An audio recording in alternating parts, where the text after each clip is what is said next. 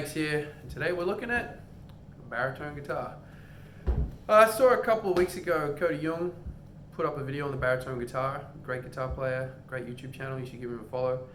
And I thought, you know what, I'd get my baritone out because I use it on every session whenever I'm like building tracks. You know, if I just have to do a solo, I use my Telecaster. But if I'm building a track up and doing all the guitar parts, I always use a baritone. You know, particularly if it's country music, and often if it's a rock song as well, I use the baritone just to kind of thicken it. So I just thought I would talk quickly through kind of how I approach playing the baritone guitar. The way the baritone guitar works is it's tuned with the same intervallic relationship as a regular guitar, so it's in fourths with a major third. However, it is down a fifth, okay? So this is like B, E, A, and so forth. And it just means that when you play what we would call an E major shape, like this, that's now a B major. So you've got to do a little bit of transposition. You can't follow another guitar player's hands and mimic exactly what they're playing, otherwise you're going to be in a fifth apart. What I tend to do most of the time on a baritone is I double the bass. And Cody talks about this in his videos. For traditional honky-tonk music, I usually just sit in there, and if the bass is doing like a 2-feel, then I'll do like, you know, and I might do like a walk-up or something, you know, like,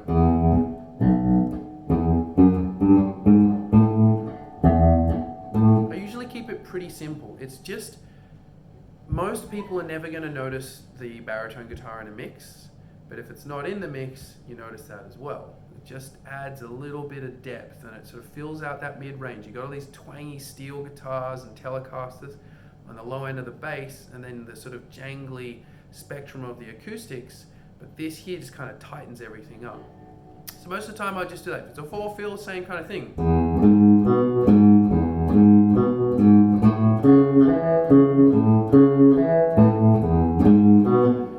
Keep it pretty simple. I usually try and pair it with a really nice, like, clean sound on a Fender amplifier, bit of reverb, bit of tremolo. It sounds great with tremolo, like that kind of thing. But a lot of the time, the baritone is not the hero of a song. It's just another instrument that plays a really vital part in building up a track. And you know, it's an old Nashville technique that's been used for a long time, just putting a baritone in. But what can be really cool about a baritone is it actually can be the hero of the song, you know? So I just posted a video of The Walls of Time, the great Peter Rowan and Bill Monroe tune, which sounds wicked on a baritone. So you can do like Buddy Miller, who's a great songwriter and producer in Nashville, does a lot of stuff with baritone guitar, like does My Ring Burn Your Finger and other tunes like that, where it just gets this really bluesy sound, like, because you're playing out of the E shape, which sounds bluesy to begin with, and then you're lower. We're talking like, this is the kind of pitch that metal bands like, you know, Meshuggah and Cannibal Corpse and so forth play at. So it's got this really deep, dark sound. But when you play a lot of your regular guitar stuff, it just adds a bit more gravitas to it. So it sounds great as a solo sort of thing, you know, if you're doing like,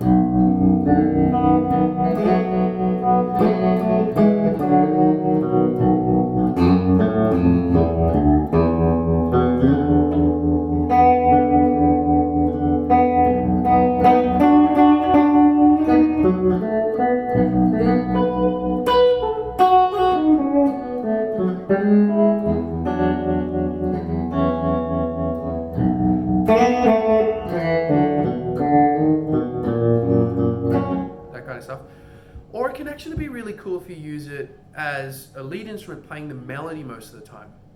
So if you just had a, you know, standard country tune, particularly is really good in like waltzes and ballads, and rather than going for like a hot lick solo, you might pair it so that it's split with baritone and then pedal steel, you know, so that it kind of grows, and you would play the melody of whatever the song was. I'm just going to make up a simple melody, but you might have something like,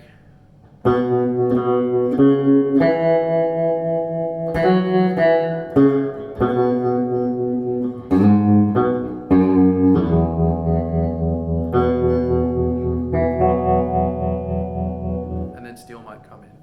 And it does not use that often. There are a couple of cool songs that do feature a baritone as a solo, but it's something that will sound kind of a bit fresh, particularly in today's sort of sonic landscape when it comes to top 40 country music.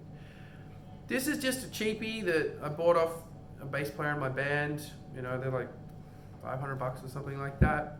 I think they're one of the originals, so the Dan Electro ones. It's really comfortable to play. It's got a great sound. I'm just running through a deluxe reverb. I've got a touch of tremolo. I'm actually not using the amp tremolo. I'm using the tremolo on my pedal board because I was just here after a gig last night, and I've got an MXR tremolo, which gets a slightly... it's unlike any other tremolo pedal I've used. It undulates a little bit more. It's almost like it sounds as if you're like on a boat, just sort of like undulating on the water, as opposed to a Fender tremolo, which is also, you know, hard to beat. It's a little bit more rhythmic and a little bit more precise. So look, check out Baritone guitar. You got a bit of cash laying around, you want to play with something for fun, or you're doing some home recording. This, I think, will really add just another bit of, like, you know, a slice of the pie to your mix. I'll do a video on Nashville guitar tuning as well, which is another sort of wonderful thing that you can use to just create this very rich tapestry of guitar parts that will create a wonderful sound. You know, you can get like a guitar orchestra essentially. So check out the Baritone guitar, cats. It's pretty wicked.